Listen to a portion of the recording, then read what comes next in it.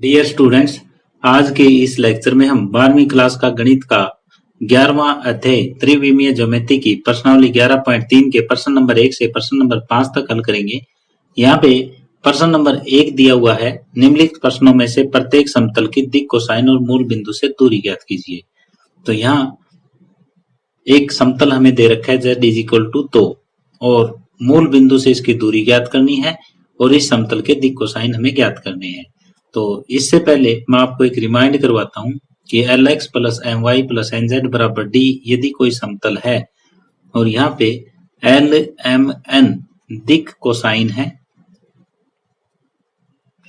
तो जो D है वो मूल बिंदु से दूरी होगी। ये रिजल्ट आपको ध्यान में होना चाहिए। ये रिजल्ट अगर आपको ध्यान में है तो ये क्वेश्चन बिल्कुल आसान है। तो z = 2 हमें समतल दिया हुआ है, तो इसका मतलब ये है कि 0x + 0y प्लस में 1z = 2 है। अब सबसे पहला काम ये होता है कि LMN यहाँ पे दिक् अनुपात हमें दिए होते हैं, इनको दिक् कोसाइन बनाना है। तो दोनों तरफ ये 0 का वर्ग प्लस में 0 का वर्ग प्लस में 1 का वर्ग यानी वर्गमूल 1, यह आ जाएगा 1 से भाग देने पर। जब भी दिक् अनुपात को दिक् कोसाइन में बदलना है तो इनके वर्गों के योग का वर्गमूल से हम दोनों तरफ भाग दे देंगे। तो ये आ जाएगा 0x/1 0y/1 1z/1 बराबर 2। इसको ये लिखा जा सकता है 0x + 0y + 1z = 2। अब ये जो है 0 0 1 ये है वो दिक् कोसाइन है। तो एक तो हमें यही ज्ञात करने थे दिक् कोसाइन, ये आ जाएंगे 0 0 1 और मूल बिंदु से दूरी ये सामने जो है ये मूल बिंदु की दूरी है। मूल बिंदु से समतल की दूरी, मूल बिंदु से समतल की दूरी है वो 2 है। यानी सबसे पहला काम ये है कि दोनों तरफ जो x के साथ कांस्टेंट है उसका वर्ग, y के साथ कांस्टेंट है उसका वर्ग और z के साथ कांस्टेंट है उसका वर्ग के वर्गमूल से दोनों तरफ भाग दे देंगे। फिर x के साथ जो है, y के साथ जो है और z के साथ जो है ये दिक् कोसाइन आ जाएंगे और जो सामने बचा है वो मूल बिंदु से समतल की दूरी आ जाएगी। इस तरह से प्रश्न नंबर 1 कंप्लीट हुआ। अब दूसरा भाग है, हमें एक समतल दिया हुआ है x + y + z = 1। एक तो इसके दिक् कोसाइन हमें ज्ञात करने हैं और दूसरा मूल बिंदु से दूरी ज्ञात करनी है। ये दो चीज हमें ज्ञात करनी है। तो सबसे पहला काम ये है कि जो 1 1 1 हमें दे रखे हैं ये दिक् अनुपात है और इनको दिक् कोसाइन में हमें बदलना है। तो दोनों तरफ 1 का वर्ग y के साथ है वो भी 1 है और z के साथ है वो भी 1 है, इसका वर्ग यानी वर्गमूल 3 से भाग देने पर। दोनों तरफ वर्गमूल 3 से भाग देंगे तो ये 1/वर्गमूल 3x 1/वर्गमूल 3y प्लस 1/वर्गमूल 3z बराबर 1/वर्गमूल 3। तो यहाँ पे दिक् कोसाइन है वो ये आ जाएंगे दिक् कोसाइन 1/वर्गमूल 3, y के साथ है वो फिर z के साथ है वो, ये दिक् कोसाइन आए और मूल बिंदु से जो दूरी है समतल की वो ये सामने 1/वर्गमूल 3 मूल बिंदु से दूरी ये 1/वर्गमूल 3 आएगी। क्योंकि मैंने इससे पहले वाले पार्ट में आपको बताया था यदि Lx + My + Nz = D है, यदि LMN दिक् कोसाइन है, डायरेक्शन कोसाइन है, तो D है वो मूल बिंदु से दूरी होती है। चारों पार्ट इसी टाइप के हैं। तो ये रिजल्ट हम यहाँ पे यूज कर चुके हैं और इसी तरह से बचे हुए 2 पार्ट में भी यूज करेंगे। अब तीसरा भाग है, एक समतल दिया हुआ है 2x + 3y - z = 5, इसके दिक् कोसाइन और मूल बिंदु से दूरी ज्ञात करनी है। तो पहला काम यही है कि जो ये दिक् अनुपात हमें दे रखे हैं, इनके दिक् कोसाइन बनाने हैं। तो दोनों तरफ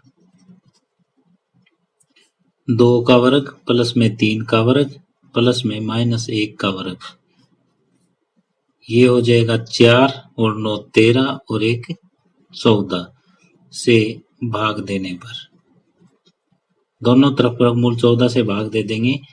ये 2 वर्गमूल 14x प्लस में 3 बटे वर्गमूल 14y माइनस 1 बटे वर्गमूल 14z बराबर 5 बटे वर्गमूल 14 आया। तो यहाँ दिक् कोसाइन हमारे पास आ चुके हैं।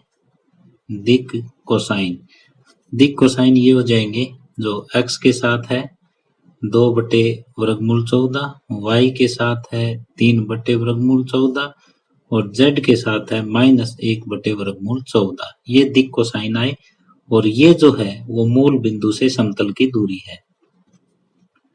मूल बिंदु से समतल की दूरी ये आ जाएगी 5 बटे वर्गमूल 14। तो इस तरह से प्रश्न नंबर 1 का भाग 3 कंप्लीट हुआ।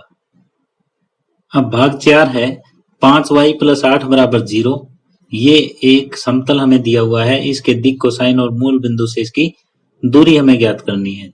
तो ये हो जाएगा 5y बराबर 8, तो ये नेगेटिव। अब यहाँ पॉजिटिव होना चाहिए, तो इधर y की तरफ नेगेटिव लगा देंगे, तो -5y बराबर 8।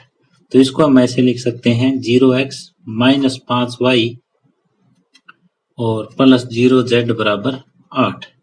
तो फिर दोनों तरफ हम भाग देंगे, दोनों तरफ 0 का वर्ग प्लस में -5 का वर्ग प्लस में 0 का वर्ग का अंडर-रूट, ये आ जाएगा 25 का वर्गमूल 5 से भाग देने पर दोनों तरफ हम 5 से भाग दे देंगे। तो ये 0x बटे 5 -5y बटे 5 और प्लस 0z बटे 5 बराबर 8 बटे 5।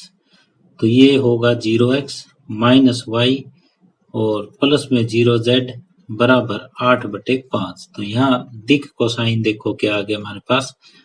दिक् कोसाइन आए 0 -1 0 0 -1 0 और मूल बिंदु से दूरी 8 बटे 5 हुई। मूल बिंदु से दूरी 8 बटे 5। तो इस तरह से प्रश्न नंबर 1 का भाग 4 कंप्लीट हुआ। अब प्रश्न नंबर 2 है, उस समतल का सदिश समीकरण ज्ञात कीजिए जो मूल बिंदु से 7 मात्रक की दूरी पर है और सदिश 3i + 5j - 6k पर अभिलंब है। तो हम ये जानते हैं कि समतल का सदिश समीकरण क्या होता है। हम जानते हैं कि समतल का सदिश समीकरण ये होता है r.n बराबर d होता है। तो यहाँ वेक्टर n हमें दे रखा है 3i प्लस में 5j माइनस 6k। तो पहले n कैप ज्ञात करेंगे। n कैप होता है वेक्टर बटे इसका मैग्नीट्यूड। तो ये 3i प्लस में 5j माइनस 6k और बटे में 3 का वर्ग प्लस में 5 का वर्ग माइनस में 6 का वर्ग। तो ये हो जाएगा 3i plus 5j minus 6k बटे 9 और 25 34 34 और 36 34 में 36 जोड़ोगे तो 70 हो जाएगा, वर्गमूल 70। अब यहाँ पे रखो r.n कैप का मान 3i प्लस में 5j माइनस में 6k बटे वर्गमूल 70 बराबर d, मूल बिंदु से 7 मात्रक की दूरी पर। ये समीकरण है। तो इसको आर पार आप गुणा कर सकते हो, नहीं तो आप इसको इतना ही छोड़ सकते हो। तो ये समतल का अभीष्ट सदिश समीकरण है।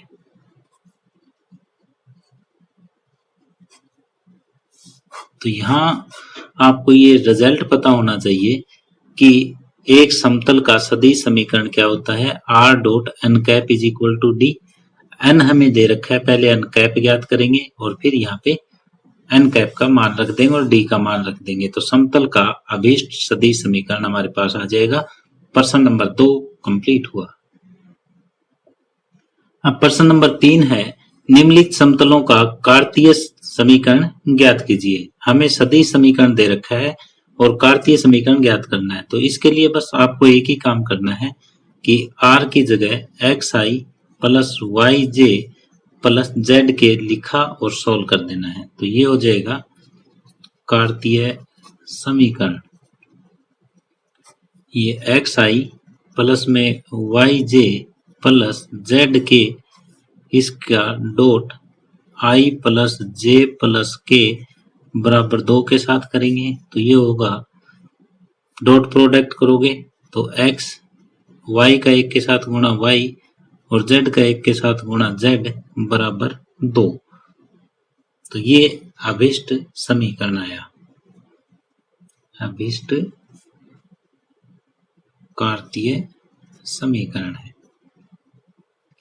बस एक ही काम करना है, जब आपको सदिश समीकरण दे रखा है और कार्तीय समीकरण ज्ञात करना है तो r की जगह एक्स आई प्लस वाई जे प्लस जेड के रख देंगे। अब बी भाग है, r dot 2i plus 3j minus 4k बराबर 1 का कार्तीय समीकरण ज्ञात कीजिए। ये एक ऐसा समतल दिया हुआ है जिसका सदिश समीकरण हमें दे रखा है और कार्तीय समीकरण ज्ञात करना है। कार्तीय समीकरण ज्ञात करने के लिए r is equal to x I plus Y J plus Z k रख देंगे, तो यहाँ आ जाएगा कार्तीय समीकरण। ये एक्स आई प्लस में वाई जे प्लस जेड के इसके dot product 2i plus 3j minus 4k के साथ 1 हो जाएगी, गुणा करो डॉट प्रोडक्ट करो 2x प्लस में 3y माइनस 4z बराबर 1 अभीष्ट कार्तीय समीकरण है। इस तरह से प्रश्न नंबर 3 का बी भाग कंप्लीट हुआ।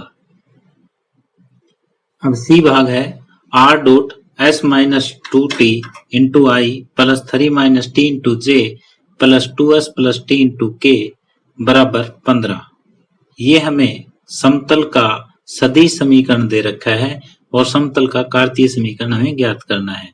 तो r के बराबर हम लिख देंगे एक्स आई प्लस वाई जे प्लस में z के। तो ये कार्तीय समीकरण हमारे पास आ जाएगा एक्स आई प्लस वाई जे प्लस जेड के इसका dot product s minus 2t into में i plus 3 minus t into J और प्लस में 2s प्लस t इंटू के बराबर 15। अब ये डॉट प्रोडक्ट करो तो ये हो जाएगा s माइनस 2t के साथ x और प्लस में j के कंपोनेंट की j के कंपोनेंट के साथ होगी, तो ये होगा 3 माइनस t इंटू वाई और plus 2s plus t into Z बराबर 15। ये अभीष्ट कार्तीय समीकरण है। तो प्रश्न नंबर 3 के तीनों भाग बिल्कुल एक जैसे थे, केवल r की जगह में एक्स आई प्लस वाई जे प्लस जेड के रखना था और सोल्व कर देना था। प्रश्न नंबर 3 कंप्लीट हुआ। अब प्रश्न नंबर 4 है, निम्नलिखित स्थितियों में मूल बिंदु से खींचे गए लंब के पाद के निर्देशांक ज्ञात कीजिए। और यहाँ समतल हमें दे रखा है 2x plus 3y plus 4z minus 12 बराबर 0। तो यदि हमारे पास ये एक समतल है lx plus my plus nz बराबर d, तो मूल बिंदु से खींचे गए लंब के पाद के निर्देशांक यदि हमें यहाँ देखना है और ये l m n जो है वो दिक् कोसाइन होने चाहिए। यदि ये दिक् कोसाइन है, ये मूल बिंदु से दूरी है, तो मूल बिंदु से खींचे गए लंब के पाद के निर्देशांक, लंब के पाद के निर्देशांक ये होते हैं कि L into D, M into D, N into D. तो ये फार्मूला आपको पता होगा तो ये क्वेश्चन आपका जल्द हल हो जाएगा, अदरवाइज काफी लंबा मेथड आपको अपनाना पड़ेगा। तो यहाँ पे सबसे पहले L M N ये क्या होने चाहिए, दिक् कोसाइन होने चाहिए। तो ऐसा ज्ञात करना हम पहले क्वेश्चन में कर चुके हैं। तो सबसे पहले ये जो कांस्टेंट है इसको दूसरी तरफ ले जाओ, पहला काम इस क्वेश्चन में ये करना है। 2x प्लस 3y प्लस में 4z बराबर 12 और इधर पॉजिटिव होना चाहिए जो कि है। अब दोनों तरफ 2 का वर्ग प्लस में 3 का वर्ग प्लस में 4 का वर्ग, ये कितना हो गया 4 और 9 13, 13 और 16 29, वर्गमूल 29 से भाग देने पर ये हो जाएगा 2 बटे वर्गमूल 29 x प्लस 3 बटे वर्गमूल 29 y प्लस 4 बटे वर्गमूल 29 z बराबर 12 बटे वर्गमूल 29। तो यहाँ पे अब ये 2 बटे वर्गमूल 29, 3 बटे वर्गमूल 29 और 4 बटे वर्गमूल 29 ये दिक् कोसाइन आए। तो यहाँ पे दिक् कोसाइन ये आ जाएंगे 2 बटे वर्गमूल 29, 3 बटे वर्गमूल 29 और 4 बटे वर्गमूल 29। ये हमारे L M N के बराबर है। अब जो मूल बिंदु से इसकी दूरी है उसको हम बोलते हैं D, और D हमारे पास 12 बटे वर्गमूल 29 आया। अब लंब के पाद के निर्देशांक, मूल बिंदु से लंब के पाद के निर्देशांक ये होते हैं LD, MD और ND। L का मान 2 बटे वर्गमूल 29, D का मान 12 बटे वर्गमूल 29, M का मान 3 बटे वर्गमूल 29 और ये 12 बटे वर्गमूल 29, N का मान 4 बटे वर्गमूल 29 और D का मान 12 बटे वर्गमूल 29 ये है। तो ये 12 दूना 24, वर्गमूल 29 गुणा वर्गमूल 29 हो जाएगा, 12 तिये 36 बटे 29, 12 चौके 48 बटे 29। ये मूल बिंदु से लंब के पाद के निर्देशांक हमारे पास आए। यहाँ सबसे पहले क्या करना था, हमें Lx plus My plus Nz इस तरह से बनाना था कि L M N दिक् कोसाइन आ जाए और D मूल बिंदु से दूरी, तब जो पूछा है वो निर्देशांक LD MD ND ये हो जाएंगे। और इसी तरह से हमने ये पार्ट A कंप्लीट किया, बाकी बचे हुए 4 भाग भी इसी तरीके से हम कंप्लीट करते जाएंगे। ये B भाग बिल्कुल पहले भाग की तरह हम करेंगे। यहाँ पे एक समतल दिया हुआ है और मूल बिंदु से लंब के पाद के निर्देशांक हमें ज्ञात करने हैं। तो इसको इस टाइप से लिखा जा सकता है 0x प्लस में 3y प्लस 4z, इस 6 को उधर भेज दो। अब यहाँ पे दोनों तरफ हम भाग देंगे किससे, देखो दोनों तरफ ये x के साथ है 0 इसका वर्ग, y के साथ 3 है इसका वर्ग और z के साथ 4 है इसका वर्ग। ये हो जाएगा 9 और 16 25, 25 का वर्गमूल 5 से भाग देने पर, दोनों तरफ 5 से हम भाग देंगे तो ये हो जाएगा 0 बटे 5 तो 0 ही हो जाएगा। ये 3 बटे 5 y और 4 बटे 5 z बराबर 6 बटे 5। तो यहाँ पे दिक् कोसाइन हमारे पास आ जाएंगे 3 बटे 5 और 4 बटे 5, और ये इसको L M N लिखा जा सकता है। मूल बिंदु से दूरी ये हो जाएगा D और D का मान ये 6 बटे 5। अब जो पूछा है बिंदु, अभिष्ट बिंदु, वो LD MD ND हो जाएगा। मूल बिंदु से लंब के पाद के निर्देशांक ये जो होते हैं ये होते हैं LD MD ND। L M N और D चारों मान हमारे पास आए हुए हैं तो ये यहाँ पे भर देंगे।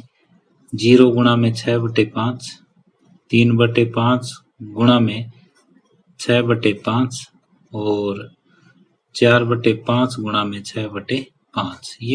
ये बिंदु आए हमारे। पहला बिंदु 0, ये 18/25 और ये 6 चौके 24/25।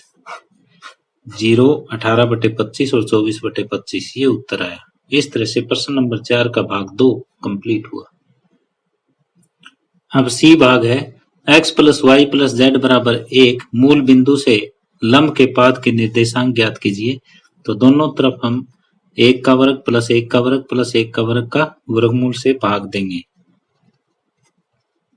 दोनों तरफ 1 का वर्ग + 1 का वर्ग + 1 का वर्ग यानी कि वर्गमूल 3 से भाग देने पर जब ये भाग देंगे हम तो ये आ जाएगा 1/√3x + 1/√3y + 1/√3z बराबर 1/√3।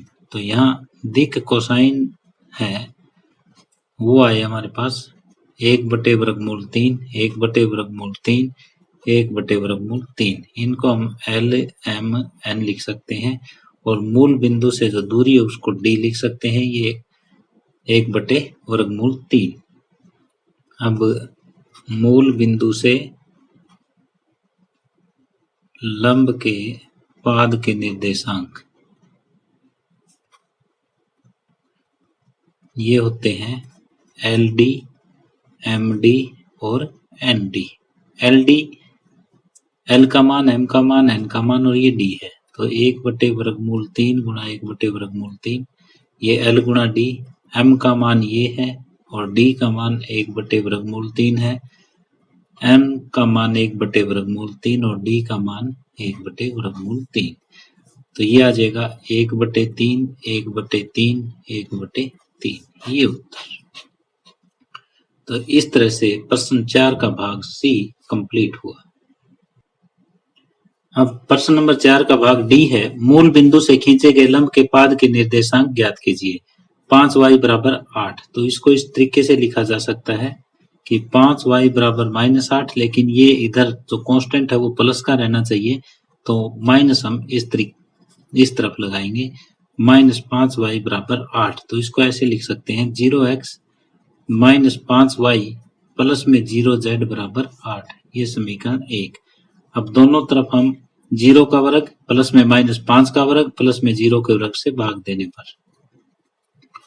दोनों तरफ 0 का वर्ग प्लस में -5 का वर्ग प्लस में 0 का वर्ग का वर्गमूल यानी 25 का वर्गमूल 5 से भाग देने पर दोनों तरफ जब 5 से भाग देंगे तो इस पे कोई फर्क नहीं पड़ेगा। ये 0x है, ये 5 से भाग देंगे तो 1y हो जाएगा और ये 0z = 8/5।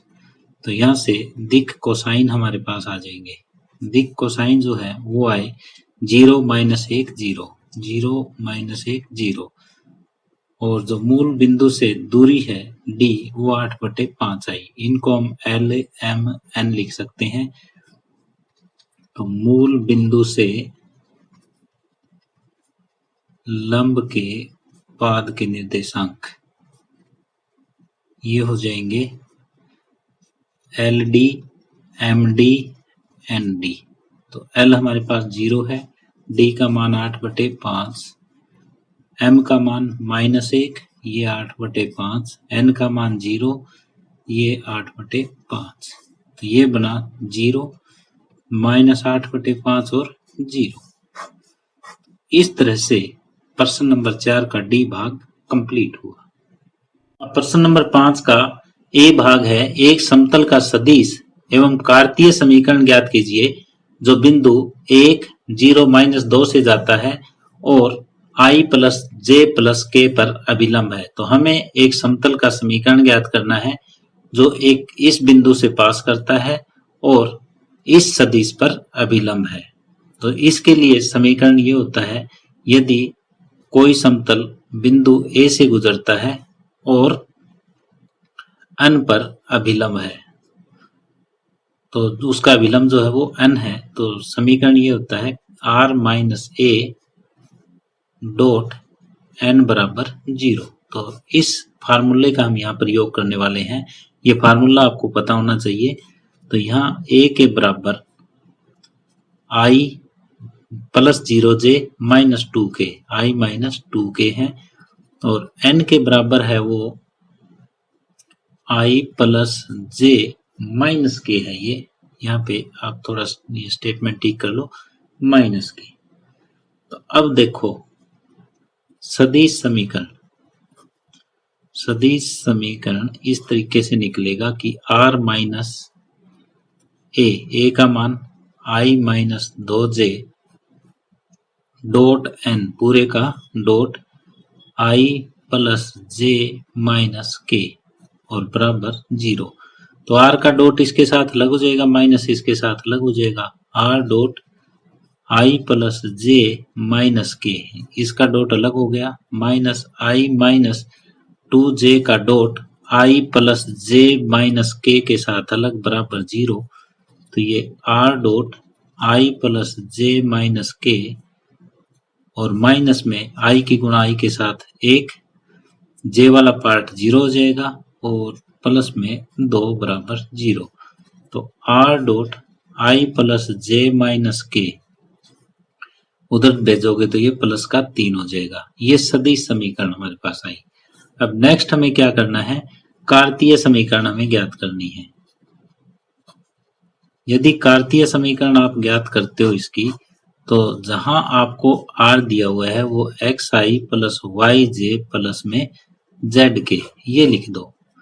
तो ये हो जाएगा xi प्लस yj प्लस में zk dot i plus j minus k बराबर 3। तो इनकी गुणा कर दो, x plus y minus z बराबर 3। ये अभीष्ट कार्तीय समीकरण है जो कंडीशन हमें दे रखी थी उस समतल का। तो सबसे पहले हमने सदिश समीकरण ज्ञात किया, और सदिश समीकरण के लिए फार्मूला आपको ध्यान में होना चाहिए। फिर कार्तीय समीकरण ज्ञात किया। सदिश समीकरण को कार्तीय समीकरण में बदलने के लिए r is equal to x I plus Y J plus Z k में हम लिखते हैं और सोल्व कर देंगे। तो इस तरह प्रश्न नंबर 5 का भाग 1 कंप्लीट हुआ। ये प्रश्न बिल्कुल 5वें के ए भाग की तरह है। एक समतल का सदिश और कार्तीय समीकरण हमें ज्ञात करना है जो बिंदु 1, 4, 6 से जाता है तथा i minus 2j plus k पर अभिलंब है। तो यहाँ a के बराबर i प्लस में 4j प्लस में 6k है, और n के बराबर i माइनस 2j प्लस में k है, और जो समीकरण निकलेगी वो ऐसे निकलेगी r minus a dot n बराबर 0। तो सदिश समीकरण हम पहले ज्ञात करेंगे। सदिश समीकरण ये सिंपल हो जाएगी कि r minus i plus 4j plus 6k और इस पूरे का dot product i minus 2j plus k के साथ बराबर 0। ये फार्मूला लगाया। तो r का डॉट यहाँ i minus 2j plus k के साथ अलग कर लो, माइनस में i प्लस 4j प्लस में 6k का dot product i minus 2j plus में k के साथ अलग करो बराबर 0। तो ये हो जाएगा r dot i minus 2j plus k minus में i का गुणा i के साथ 1, 4 गुणा 8 और प्लस में 6। ये आया 1 माइनस 8 प्लस में 6 बराबर 0। तो r dot i minus 2j plus k बराबर 8 में से 7 जाएंगे, 1 नेगेटिव, फिर ये हो जाएगा पॉजिटिव, तो पॉजिटिव उधर जाके फिर नेगेटिव बन जाएगा। ये हमारे पास सदिश समीकरण आई। अब कार्तीय समीकरण हमें ज्ञात करना है। कार्तीय समीकरण के लिए r के बराबर हम xi plus yj plus zk रखते हैं, तो वो रखेंगे। तो ये होगा xi plus yj plus zk, इसका dot product i minus 2j plus k के साथ माइनस 1। तो ये डॉट प्रोडक्ट करोगे तो x minus 2y plus z ये इधर ले आओ प्लस 1 बराबर 0। तो ये दिए गए कंडीशन से जो समतल बनेगा उसका कार्तीय समीकरण है और ये सदिश समीकरण है। तो इस तरह से प्रश्न नंबर 5 का बी भाग कंप्लीट हुआ। डियर स्टूडेंट्स, इसी के साथ ही आज का ये लेक्चर हम यहीं समाप्त कर रहे हैं। यदि आपको ये वीडियो पसंद आई हो तो प्लीज अपने दोस्तों के साथ इसे शेयर कीजिए, लाइक कीजिए। यदि आप इस चैनल पे नए हैं या आपने अभी तक इस चैनल को सब्सक्राइब नहीं किया है तो प्लीज इस चैनल को सब्सक्राइब कर लें और बेल आइकॉन भी साथ में दबा दें ताकि आने वाले वीडियोस के नोटिफिकेशन आप तक पहुंचते रहें। धन्यवाद।